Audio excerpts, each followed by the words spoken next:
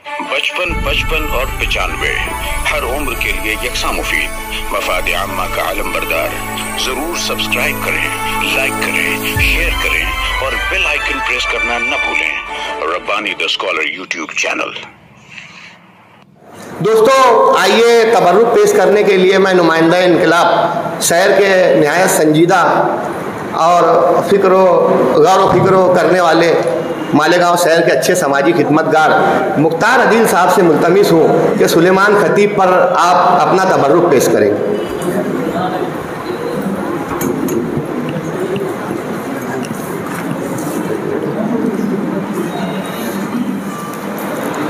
अस्सलाम वालेकुम। आज की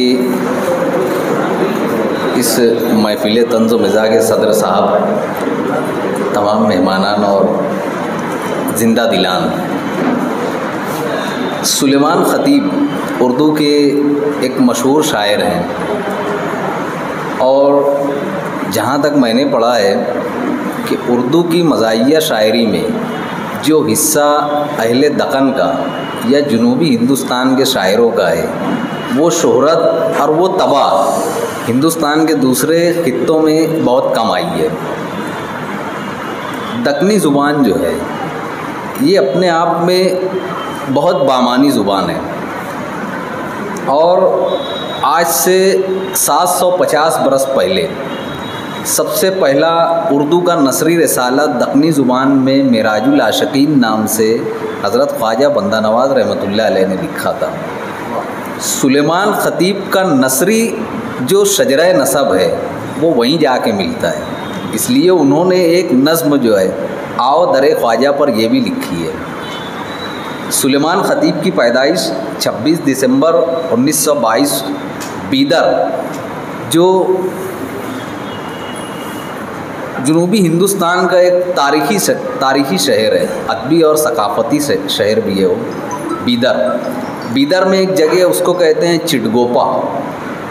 उर्दू में कहीं उसको चिट और गोपा दोनों मिला के लिखा जाता है, कहीं अलग लिखते हैं, लेकिन जनूबी हिंदुस्तान के अखबारात में और वहाँ के नस्र निगारों ने चिटगोपा को अलग लिखा है। चिट अलग लिखते थे, गोपा अलग लिखते थे।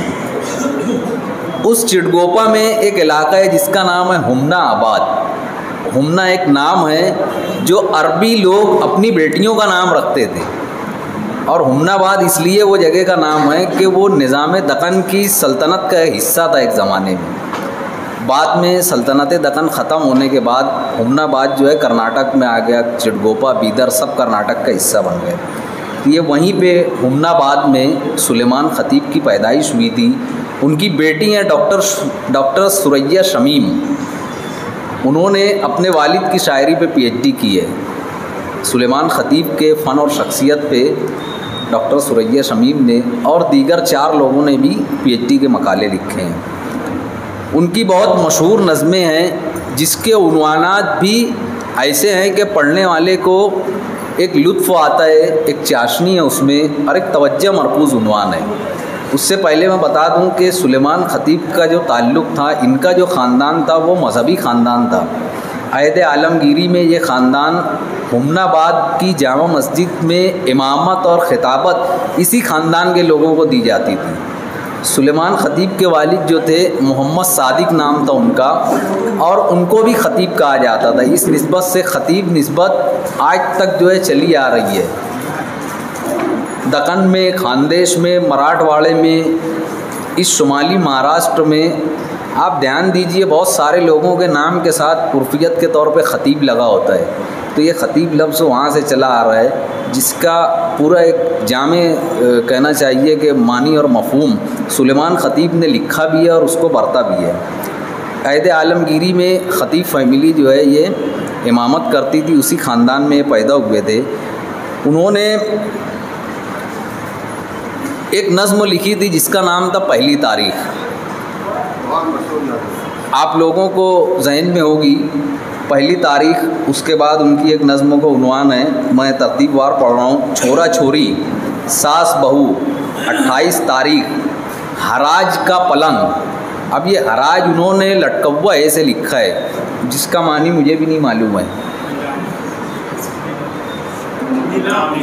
इनाम, उस्मान सर बता रहे हैं उसका नीलाम, लीलाओ जिसको बोले मराठी में, लीलाओ,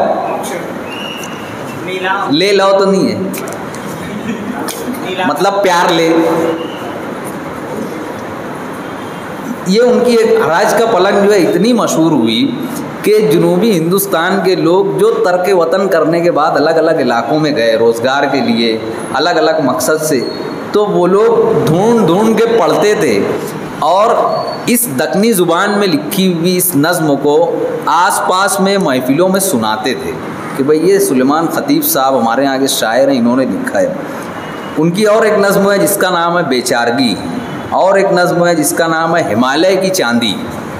अब देखिए शायर ने जो इस्तिआरा इस्तेमाल किया सुलेमान ख़तीब ने, हिमालय की चांदी, पूरा बर्फ़पोश वादी है, सफ़ेद होता है वो, उसको उन्होंने कहा है हिमालय की चांदी। और एक नज़्म का उन्वान है काना दज्जाल, आखिरी तमन्ना सफ़ीर अम्न। ये उनकी बहुत मशहूर नज़में हैं जो कमोबेश उर्दू दुनिया में पढ़ी ही जाती है, सब जगह ये सब पढ़ी जा रही है। उन्होंने पूरी दियानतदारी के साथ और फ़ख्र के साथ ये बात लिखी है कि मेरा माहौल दक्कनी है, मेरी ज़ुबान दक्कनी है, इसलिए मेरी शायरी का मिजाज भी दक्कनी है। ये ख़ुद सुलेमान ख़तीब ने कहा है। उन्हें सन 1974 में राजीव उत्सव स्टेट अवार्ड कर्नाटक में दिया गया। अंजुमन तरक्की उर्दू हिंद ने सन 1975 में जश्न ख़तीब का एहतमाम किया था और जुनूबी हिंदुस्तान के होते हुए इन्होंने एक सह लिसानी कमेटी की रुकनीत कबूल की थी जिसका नाम था मराठी साहित्य मंडल और कर्नाटक हिंदी प्रचार सभा।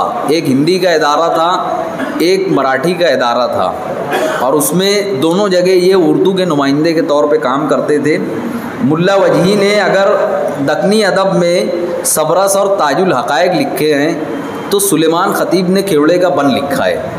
उनके कुछ अशार हैं, वो अशार सुनाने से पहले मैं बता दूं कि उनका इंतकाल जो है 22 अक्टूबर सन 1978 को गुलबर्गा में हैदराबाद में हुआ था और तदफीन उनकी जो है गुलबर्गा में हज़रत बंदा नवाज़ रहमतुल्लाह अलैह के आस्ताने के आते में उनकी तदफीन हुई है।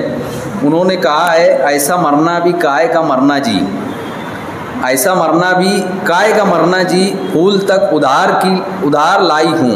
ये बीवी जो है कह रही है ऐसा मरना भी काय का मरना जी, फूल तक मैं उधार लाई हूँ, इतना एहसान मुझको करना था। ये दक्कनी ज़ुबान का इख्तिसास है जो इसमें बयान कर रहे शायर। इतना एहसान मुझको करना था, तनख्वाह लेने के बाद मरना था। एक नज़्म उन्होंने लिखी है जिसमें देखिए समाज के एक गहरे मसले की तरफ जो है और उसी एक नज़्म के 5 शेर में हर शेर में उन्होंने एक नए मसले की तरफ तवज्जो दिलाई है। वो नज़्म पढ़ता हूँ, आप समाअत कीजिए। खूब सोच समझ के बच्ची दो, काट खाने को सांप आते हैं। बेटी भी आते हैं ना, उसके ऊपर से उन्होंने लिखा है खूब सोच समझ के बच्ची दो।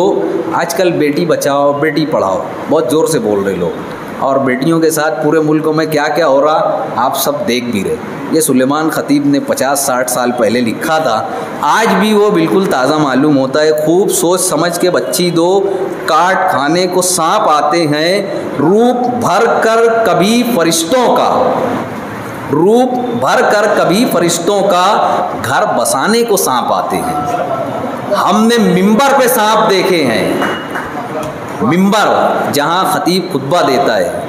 हमने मिंबर पे सांप देखे हैं, हमने मंदिर में सांप देखे हैं। हमने मिंबर पे सांप देखे हैं, हमने मंदिर के सांप देखे हैं। क्या बताएं कि ऊंची कुर्सी पर, क्या बताएं कि ऊंची कुर्सी पर कितने जहरीले सांप देखे हैं।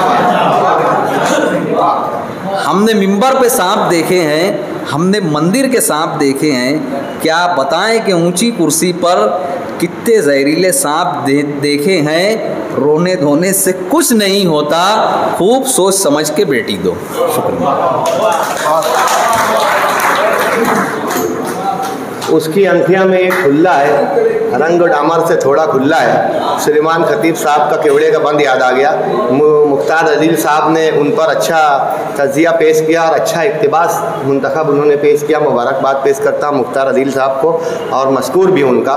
दोस्तों, आज हज़ल के दौर में 2 शोरा को हज़ल के लिए यहाँ मदऊ किया गया था। एक धूलिया से इब्राहिम सागर साहब हैं और मज़ाहिया नज़्म के लिए कौना मस को शायर अनीस मैयर साहब यहाँ पर मदऊ हैं।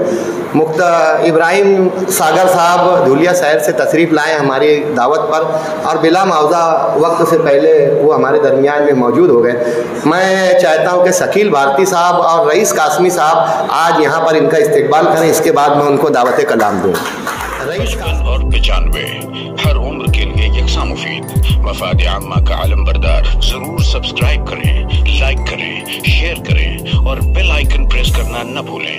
Rabbani the scholar YouTube channel. Rabbani the scholar YouTube channel इल्मी, अदबी, दीनी, मिल्ली, समाजी, सकाफती, तहजीबी, फलाही, तिब्बी, फन्नी, माशी, तिजारती, माशरती, इंतजामी, इनकलाबी, तहरीकी, तहकीकी, तकनीकी, तफ्तीशी, तामीरी, तालीमी व मालूमाती यूट्यूब चैनल ज़रूर सब्सक्राइब करें, लाइक करें, शेयर करें और बेल आइकन प्रेस करें। Rabbani the scholar YouTube channel.